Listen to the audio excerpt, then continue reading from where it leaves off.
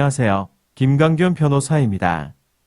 오늘은 임대차 보증금이 가압류된 상태에서 주택이 매매된 경우 보증금 반환은 누가 해야 하는지에 대해 알아보도록 하겠습니다. 우선 사실관계를 살펴보겠습니다. 소의 1은 2002년 4월 7일 소의 1호부터 안산시 상록구 다가구 주택 202호를 임대차 보증금 3천만 원으로 정하여 임차한 후 2002년 5월 23일 전입신고를 하고 거주하였습니다. 소의 3이 2002년 11월 11일 소의 1호부터 소의 4가 2003년 11월 3일 다시 소의 3으로부터 이 사건 임대주택의 소유권을 순차로 이전받아 임차인에 대한 임대인의 지위도 순차로 승계하였습니다. 원고는 2005년 5월 31일 가압류 채무자를 임차인, 제3채무자를 소의 4로 하여 임차인의 소의 4에 대한 임대차 보증금반 환채권에 대하여 채권 가압류 결정을 받았고 그 결정이 2005년 6월 20일 소의 4에게 송달되었습니다.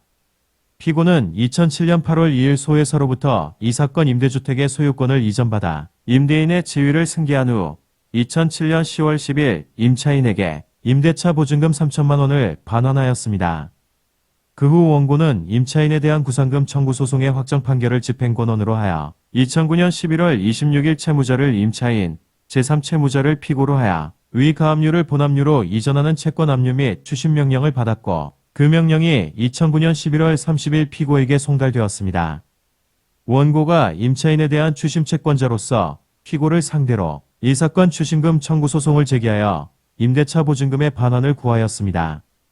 이러한 원고의 청구에 대해 하급심 재판부는 위 채권 가압류 결정은 채권자인 원고와 채무자인 임차인, 제3채무자인 소의 4 사이에서만 효력이 있을 뿐 소의 4로부터 이 사건 임대주택을 양수한 피고에 대하여는 그 효력이 미치지 않는다고 하여 원고의 청구를 배척하였습니다. 그러나 대법원의 판단은 달랐습니다. 대법원은 주택임대차보호법 제3조 제3항은 같은 조 제1항이 정한 대항 요건을 갖춘 임대차의 목적이 된 임대주택의 양수인은 임대인의 지위를 승계한 것으로 본다고 규정하고 있는 바. 이는 법률상의 당연승계 규정으로 보아야 하므로 임대주택이 양도된 경우에 그 양수인은 주택의 소유권과 결합하여 임대인의 임대차 계약상의 권리 의무 일체를 그대로 승계하며 그 결과 양수인이 임대차 보증금반 환채물을 면책적으로 인수하고 양도인은 임대차 관계에서 탈퇴하여 임차인에 대한 임대차 보증금반 환채물을 면하게 된다.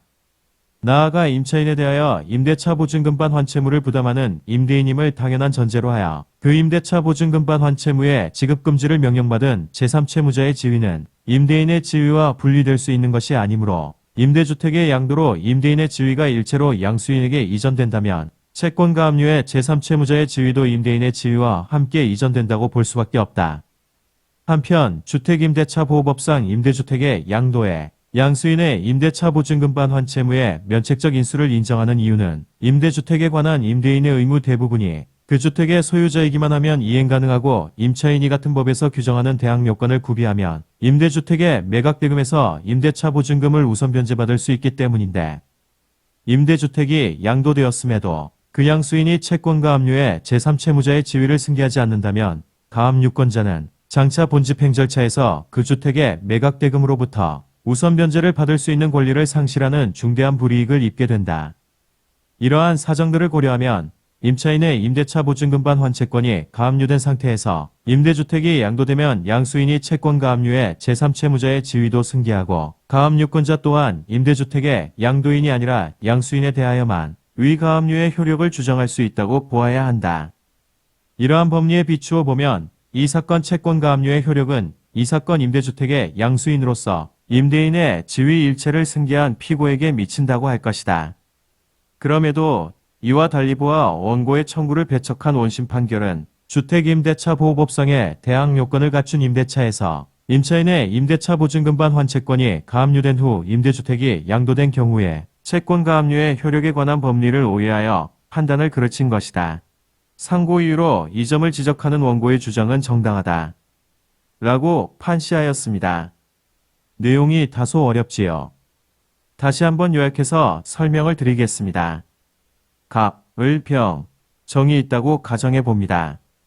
갑은 을에 대해 채권을 가진 채권자이므로 채무자인 을이 병에 대해 가지고 있는 임대차 보증금반 환채권을 가압류할 수 있습니다. 이렇게 되면 제3채무자에 해당하는 병은 을에게 보증금을 지급할 수 없게 됩니다. 만약 지급해야 한다면 공탁을 해야 할 것입니다. 이런 상황에서 병이 임차주택을 정에게 매도하였습니다. 이렇게 되면 주택임대차보호법에 따라 임대인의 지위가 정에게 이전됩니다. 정이 새로운 임대인이 되고 임대차 보증금반 환채무도 부담하게 됩니다. 여기까지는 문제가 없지만 가압류 때문에 골치가 아파집니다. 이와 관련해서는 다양한 견해가 있을 수 있습니다. 첫 번째 견해이자 소수 의견은 다음과 같습니다.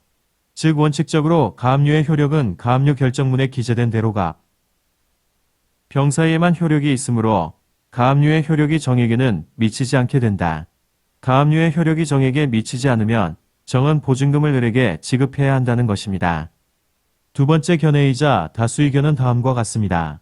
앞서 본 바와 같이 주택임대차보호법에 따라 주택의 매매로 인해 임대인의 지위가 승계되므로 가압류에서 제3채무자의 지위도 정에게 승계된다는 것입니다.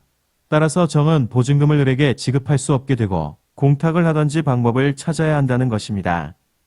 결론만 기억하신다면 보증금이 가압류된 후 임차주택이 매매된 경우 가압류의 효력은 임차주택의 매수인에게 미치므로 임차주택의 매수인은 보증금을 임차인에게 지급하면 안 된다. 따라서 임차주택의 매수인은 임차보증금을 공탁을 하는 등의 조치를 취해야 한다는 것입니다. 오늘은 임대차 보증금이 가압류된 경우의 법률 관계를 살펴보았습니다. 관련 내용이 궁금한 분들은 아래 번호로 전화를 해주시면 상담이 가능합니다.